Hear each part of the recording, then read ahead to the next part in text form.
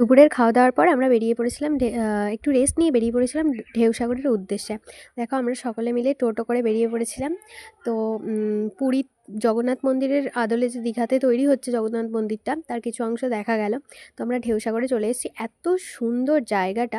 আমরা যখন এসেছিলাম তখনও সন্ধে হতে কিছু টাইম বাকি ছিল। তো লাইটিংগুলো তখনও শুরু হয়নি।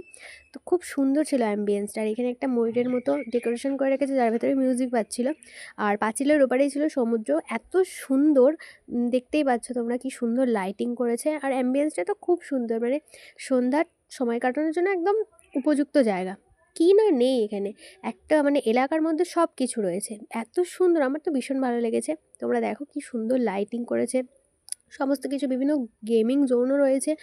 আর তাছাড়া একটা জিনিস দেখে আমার খুব ভালো লাগলো, একটা দেখলাম যে কড়ির দুর্গা রয়েছে একটা ইসের ভেতরে, যেটা আমি ক্যামেরা বন্দি করতে পারিনি। এই দেখো ঢেউসাগর লাইটিং করা আছে।